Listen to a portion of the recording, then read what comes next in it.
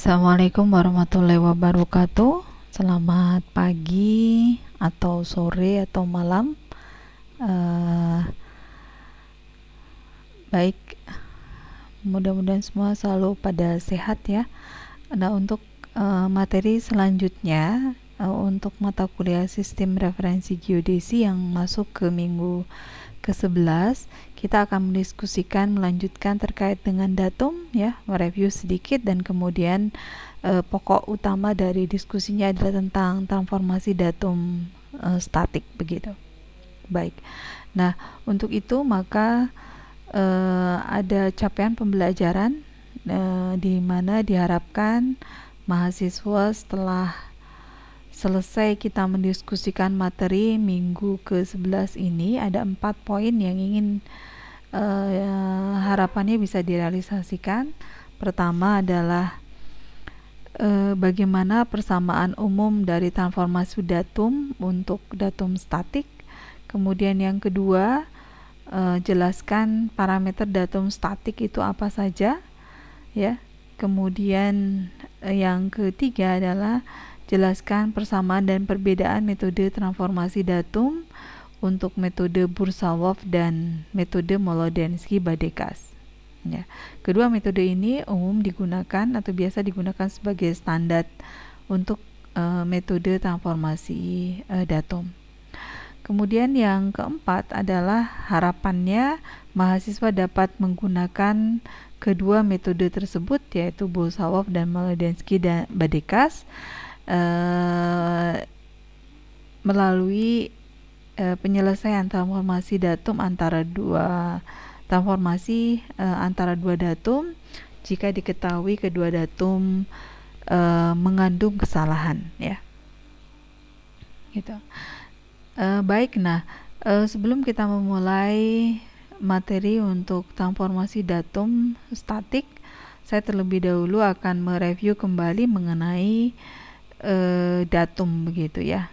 Nah, khususnya di sini adalah datum statik atau secara umum datum ya. Nah, di sini definisi dari datum seperti Herman Drewes menyatakan bahwa datum geodetik itu yang menjelaskan atau menetapkan hubungan antara kerangka referensi ya, yaitu di lapangan, existing di lapangan, dengan sistem referensinya ya.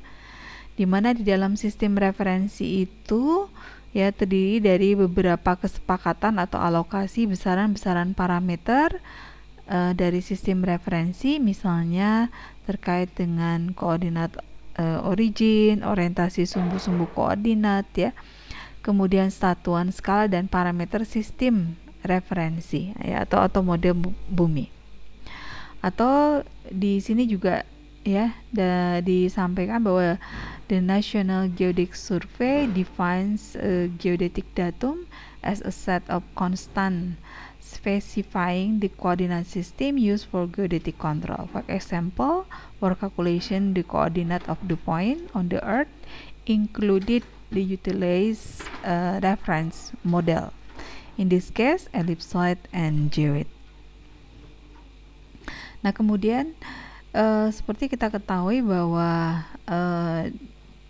terdapat beberapa jenis datum ya. Sebelumnya kita sudah mendiskusikan di minggu lalu, tapi dalam diskusi kita kali ini kita akan lebih mendetailkan lagi definisi atau pemahaman mengenai jenis-jenis datum tersebut ya.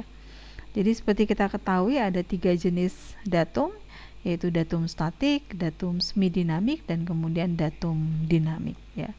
Nah, kemudian kita lihat terlebih dahulu untuk datum statik ya, di mana di dalam datum statik ini didefinisikan ya set atau kumpulan koordinat dari titik-titik benchmark jaring kontrol koordinat ya, masing-masing memiliki satu nilai yang definitif ya.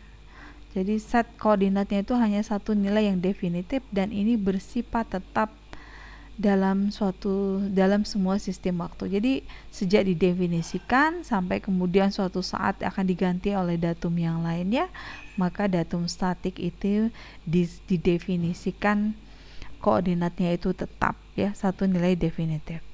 Datum statik ini digunakan biasanya berdasarkan asumsi bumi yang bersifat tetap ya, atau pengaruh dinamika bumi diasumsikan tidak ya mempengaruhi nilai koordinat yang telah ditetapkan. Nah, ini ilustrasi dari datum statik itu ya. Jadi kita punya, seperti kita ketahui, datum itu realisasinya adalah titik-titik kontrol ya yang ada di lapangan atau benchmark. Maka di sini titik-titik benchmark ini ditetapkan sekali dan kemudian berlaku seterusnya ya. Dan ini dijadikan sebagai referensi yang berlaku seterusnya untuk survei dan pemetaan begitu.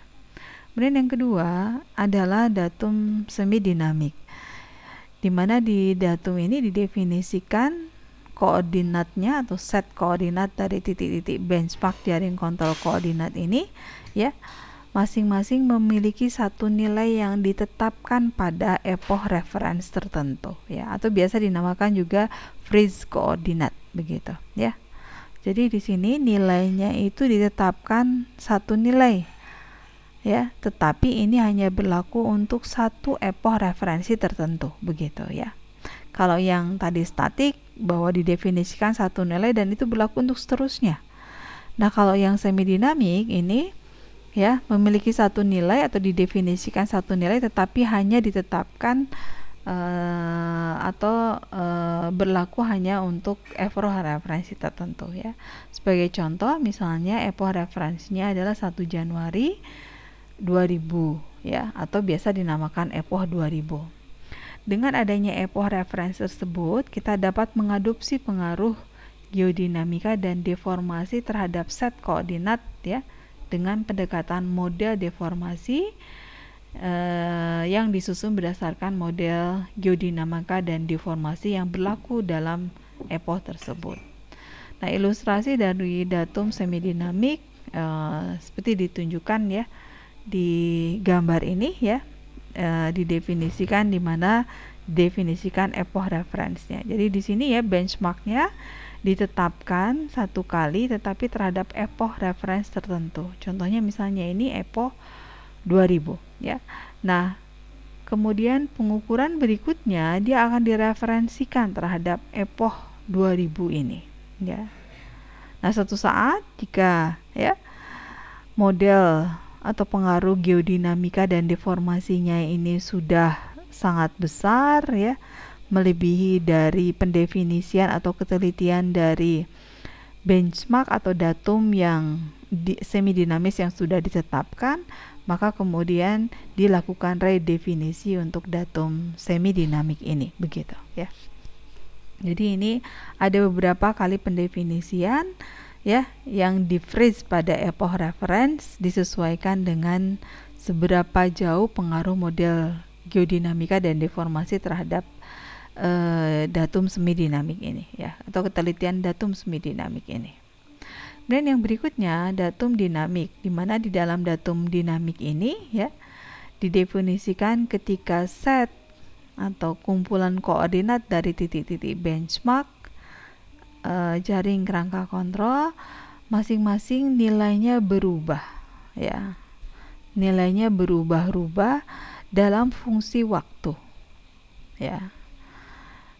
Hal ini menunjukkan perubahan fisis benchmark di lapangan akibat efek geodinamika dan deformasi itu direferensikan secara langsung ya di nilai koordinat. Jadi di sini nilainya berubah-ubah dalam fungsi waktu mengikuti perubahan fisis dari benchmark atau kondisi existing di lapangan yang memang senantiasa selalu mengalami geodinamika dan deformasi. Penerapan datum dinamik ini berdasarkan kenyataan bahwa bumi ya yang benchmarknya misalnya di sini X, Y, Z itu bersifat dinamis. Yang jelas akan dan itu tentu saja akan mempengaruhi nilai koordinat yang ditetapkannya. Jadi seperti diilustrasikan pada gambar di bawah ini ya. Jadi ditetapkan benchmark ya dalam datum, didefinisikan nilai koordinatnya, kemudian sesaat ya didefinisikan kembali ya. Jadi setiap ada perubahan waktu ya, maka ini didefinisikan kembali datumnya begitu, atau nilai-nilai koordinat dari benchmark tersebut. Baik. Nah, dengan adanya klasifikasi 3 jenis datum tersebut, ya, kita di Indonesia itu sudah mendefinisikan berapa kali perubahan datum nasional kita, ya, yang itu mulai dari konsep datum lokal, ya, di sini. Jadi sebelum tahun 70-an di sini kita mendefinisikan sebagai datum toposentrik, lokal toposentrik datum, yaitu ini statik datum, ya, dan bersifat lokal begitu, ya. Kemudian sesudah tahun 1970 sampai dengan 1995 kita menggunakan datum ID74 begitu. Ini juga nasional toposentrik datum, artinya datum lokal, ya, dan kemudian sifatnya adalah datum statik, ya. Sehingga di sini ada titik datumnya yaitu di Padang. Kemudian sejak tahun 1996 sampai dengan 2013 kita mendefinisikan nasional, ini yang sebelumnya toposentrik, kalau ini geosentrik, artinya pendefinisiannya itu secara absolut, ya. Tapi satu kali didefinisikan maka kemudian itu berlaku seterusnya, sehingga ini adalah jenis dari datum statik, ya, namanya DGN 95. Baru kemudian tahun 2013 kita mendeklarasikan ini juga nasional geosentrik datum, yaitu datum absolut begitu, tetapi kita menggunakan tidak datum statik tetapi semi dinamik datum begitu, ya. Yang ini di phrase koordinatnya pada epoch, ya, 2012 begitu. Namanya SRGI 2013 dan kemudian mode deformasinya di set mengikuti data sampai dengan epoch 2012, ya. Nah, dari situ maka kita lihat beberapa datum tadi, ya, masa lalu dan masa sekarang begitu tadi. Jadi ada Genu, ini wilayah cakupannya, ya, ini Genu, ini di Semarang. Elipsoidnya Basel begitu. Kemudian ada datum Serindung, Rimpang, ya. Kemudian Segara, ya. Moncong Loe ini Sulawesi, kemudian T21 Sorong ini untuk Papua, kemudian baru sesudahnya tahun 2074 mulai kita menggunakan datum yang berlaku secara nasional, ya. Itu kemudian kalau kita lihat di sini elipsoidnya, ya. Jadi untuk DGN 95 dengan SRGI 2013, elipsoid yang digunakannya itu sama, WGS 84. Namun versinya saja yang berbeda begitu, ya. Dan versinya yang berbeda itu dalam level di bawah senti, ya, untuk ketelitiannya, perbedaannya.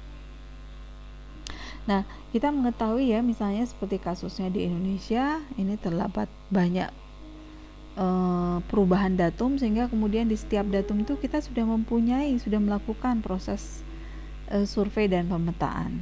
Nah, kemudian, ya, kalau suatu saat kita merubah datumnya, maka hasil survei dan pemetaan itu harus diapakan, ya? Apakah harus dibuang atau gimana? Maka di situ kita bisa memindahkan, ya, nilai-nilai hasil survei dan pemetaan itu dari datum lama ke datum baru. Itu yang kemudian kita perlu melakukan satu kegiatan namanya transformasi datum begitu, ya. Nah, untuk itu, ya, untuk minggu ini kita akan fokus ke transformasi datum statik, ya. Datum statik itu pada prinsipnya, ya, jadi hampir sama seperti transformasi koordinat 3 dimensi begitu, ya. Karena pada dasarnya datum itu merepresentasikan 3 dimensi. Jadi ini contohnya misalnya, ya, dari datum 2, ya, yang merah ini, yang direpresentasikan dengan sistem koordinat dan jaring-jaring titik ikat begitu, akan ditransformasi, akan dipindahkan ke datum 1, datum yang hitam ini begitu ya. Maka kita mengetahui parameter transformasi umum, koordinat umum itu adalah ya X1 atau nilai koordinat dalam sistem yang baru sama dengan ya S ini adalah skala dikali rotasi ya, dikali dengan nilai koordinat pada sistem yang lama atau sistem 2 ya. Jadi sistem koordinat yang lama atau sistem koordinat 2 ini dikalikan dengan faktor rotasi, dikalikan dengan faktor skala, kemudian baru ditambah dengan rotasi ya. Rotasi antar titik pusat, dari titik pusat 1 kepada titik pusat 2 begitu ya. Ini rumus umum untuk transformasi koordinat, dan ini berlaku ya untuk 1 dimensi, 2 dimensi, 3 dimensi, bahkan 4 dimensi ya. Prinsipnya sama untuk persamaan umum transformasi datum. Hanya kemudian kita memasukkan komponen koordinatnya. Kalau 1 dimensi berarti hanya 1 saja. Kalau 2 berarti di sini ada 2 ya, ke arah sumbu X dan ke arah sumbu Z. Kemudian kalau 3 berarti ada 3 persamaan di sini. Nah, kemudian dari persamaan tersebut ya, kita melihat metode penyelesaiannya. Jadi ada 2 metode umum yang biasa digunakan untuk menyelesaikan transformasi datum itu ya. Metode yang pertama itu namanya metode Bursa-Wolff, kemudian metode yang kedua itu namanya Mlodzinski-Badakas. Nah, ini untuk yang Bursa-Wolff ya, untuk menyederhanakan fungsi dan proses perhitungan, maka ada beberapa asumsi ya yang digunakan, di mana asumsi pertama di situ adalah salib sumbu kedua sistem datum atau kedua sistem koordinat itu relatif berdekatan ya. Karena pusat salib sumbunya relatif berdekatan, maka di sini translasinya kecil. Kemudian asumsi yang kedua adalah sumbu-sumbu ya koordinat antar kedua sistem datum itu hampir sejajar. Jadi sumbu-sumbu X1 itu hampir sama dengan X2, Y1 sama dengan Y2, Z1 hampir sama dengan Z2. Maka di sini ya artinya rotasinya kecil ya. Kemudian karena ini sudah berbicara mengenai model bumi ya, maka elipsoid dan geoid yang digunakan tentu saja tidak akan berbeda dari satu model ke model yang lainnya begitu, karena sama-sama merepresentasikan bumi. Maka di sini ya perbedaan skalanya kecil. Nah, dari asumsi tersebut ya kira-kira gambarannya seperti ini. Jadi ada titik P ya, titik P di permukaan yang itu diketahui koordinatnya di dalam sistem 2 begitu ya, sistem 2 ini, dan kemudian akan ditransformasi ke dalam sistem 1 ya. Nah, oleh karena itu maka ya dari persamaan umum tadi kita mengetahui bahwa di situ ada ya nilai koordinat dari sistem 2 itu harus dikalikan dengan nilai parameter rotasinya dan kemudian dikalikan dengan skalanya ya. Nah, untuk skalanya karena asumsi ini adalah transformasi datum itu adalah sebangun ya, maka skalanya hanya 1 ya. Kemudian rotasinya karena ada 3 sumbu koordinat, maka ada 3 sumbu rotasi, yaitu ke arah sumbu X, ke arah sumbu Y, dan kemudian ke arah sumbu Z ya. Nah, kemudian dari situ ya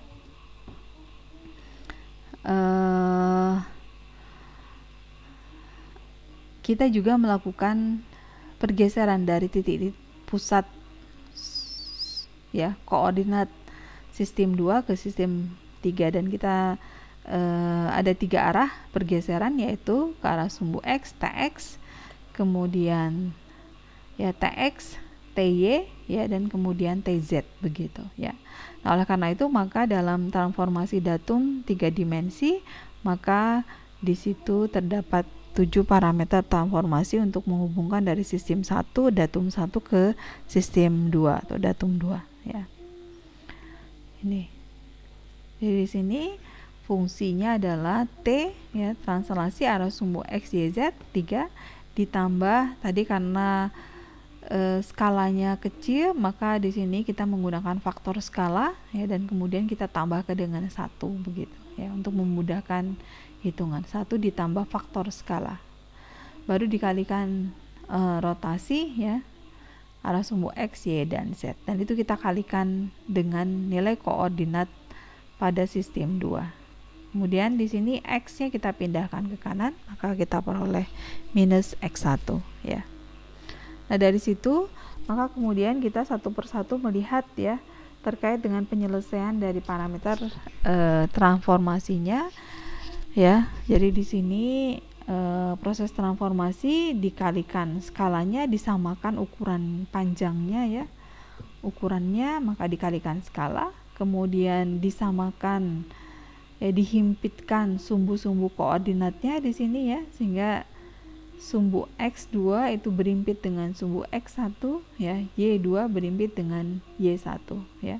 Maka ini dikalikan dengan parameter rotasi dan kemudian digeserkan titik pusatnya. Maka ini kita tambahkan dengan parameter translasi arah sumbu X, sumbu Y, dan sumbu Z ya. Nah, kemudian kita lihat sekarang konsep rotasi. Jadi rotasinya ini ya, dalam datum 3 dimensi kita melihat satu persatu atau hubungan antar dua sumbu koordinat ya.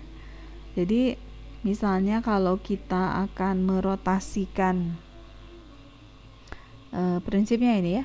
Jadi untuk rotasi 3 dimensi itu, jika kita akan merotasikan di arah sumbu X, maka di sini X-nya kita fix ya sebagai sumbu perputaran, dan kemudian yang berputar, yang bergerak itu adalah sumbu koordinat Y dan sumbu koordinat Z begitu ya. Kemudian kalau kita akan melakukan rotasi ke arah sumbu Z ya, atau ya di sini X ya.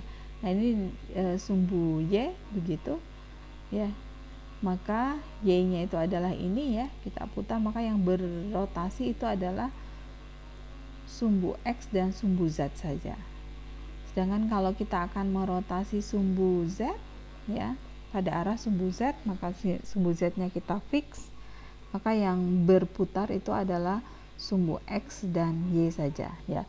Nah, dari situ maka kita mengetahui bahwa prinsip untuk 3 dimensi ini kita lakukan secara bertahap ya. Rotasi 3 dimensi ini kita lakukan secara bertahap.